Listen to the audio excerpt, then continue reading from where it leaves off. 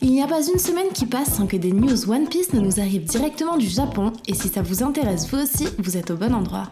C'est parti pour un nouvel épisode des Weekly News, et restez jusqu'à la fin de la vidéo car on va vous parler d'infos très officielles concernant le retour d'Eneru. On commence avec une pub pour Cup Noodle qui a énormément fait parler d'elle, puisqu'elle imagine un univers dans lequel Luffy et les Mugiwara seraient de simples étudiants. On sent vraiment que ceux qui ont travaillé dessus aiment One Piece, et je vous mets au défi de relever le nombre de références à One Piece et le nombre de personnages qui apparaissent durant ces 30 petites secondes. Je vous mets le lien en description et j'attends de voir comment vous vous en sortez. Oda s'est d'ailleurs exprimé dans le dernier Weekly Shonen Jump pour dire qu'il avait trouvé la pub extraordinaire et qu'il félicitait tous ceux qui avaient travaillé dessus. Et en parlant d'Oda, qui supervise le prochain film One Piece qui sort cet été, il a profité de l'occasion pour dessiner une illustration exclusive sous la forme d'une affiche pour One Piece Stampede. Le dessin est superbe et surtout, on peut voir tous les personnages faire front commun contre Douglas Bullet, le grand méchant de ce nouveau film. Notez la présence de Sabo et Bow Hancock qui, comme ça a déjà été annoncé, tiendront une place importante dès le début du film. Cet été, on ne va pas s'ennuyer puisqu'en plus de One Piece Stampede, l'arc Wano Kuni arrive en animé le 7 juillet prochain. Un trailer a été dévoilé et le moins qu'on puisse dire, c'est qu'il est vraiment rassurant. L'animation est fluide et j'ai l'impression qu'ils ont apporté un soin tout particulier à la direction artistique avec certains plans vraiment magnifiques. L'animé a changé de réalisateur comme je vous en parlais dans les dernières Weekly News et on va donc attendre le 7 juillet prochain pour voir Wano prendre vie sur nos écrans. Et pour bien démarrer l'été, si vous êtes fan de One Piece et que vous êtes aux alentours de Paris, sachez que le Mont Corvo organise une rencontre abonnée au sein du magasin Mangarake situé au 5 boulevard Voltaire à Paris. Plus de 2000 € de goodies seront à gagner, alors profitez-en. On passe aux choses sérieuses avec les dernières informations officielles concernant Eneru qui ont été dévoilées dans le Vivre Card.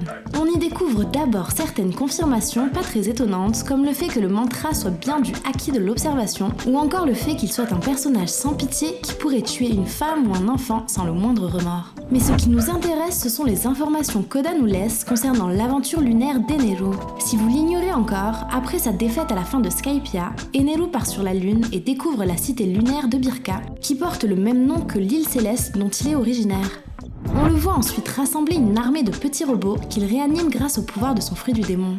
Et c'est là qu'Oda intervient, puisque la fiche du Vivre Card mentionne qu'Eneru est actuellement sur la Lune avec son armée en train de préparer son prochain mouvement. Cette précision confirme bel et bien que la storyline d'Eneru n'est pas terminée et qu'il est quasi impossible qu'on ne le revoie pas avant la fin du manga. Je peux me tromper, mais pour moi l'avenir est tout tracé, d'autant plus après le chapitre 944 qui met clairement l'accent sur les supernovas.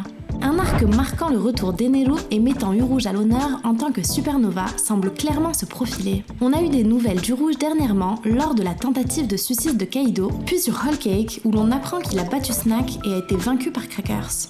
Ce qui en fait le candidat idéal sont les origines qu'il pourrait partager avec Eneru. Comme on le sait, Eneru est originaire de Birka et cette île céleste semble également être l'île d'origine du Rouge. Dans le SBS du volume 64, Oda expliquait qu'on pouvait différencier les Shandia, les Birka et les Skypiens grâce à la forme de leurs ailes. Celles du rouge correspondent clairement à celles d'un habitant de Birka. Une suite de ce genre avec en plus des informations sur l'histoire des peuples de la Lune et de l'Ancien Royaume serait la meilleure chose qui pourrait arriver après Wano. Mais on a encore le temps de voir venir tout ça puisque l'arc actuel n'est pas prêt de se finir. J'espère vous avoir tenu au courant des dernières actualités concernant One Piece et que vous aurez apprécié cette vidéo. Si c'est le cas, le meilleur moyen de nous soutenir est de mettre un petit pouce bleu et de vous abonner à la chaîne. Quant à moi, je vous donne rendez-vous très vite pour de nouvelles aventures et d'ici là, portez-vous bien. À bientôt sur All Blue Channel.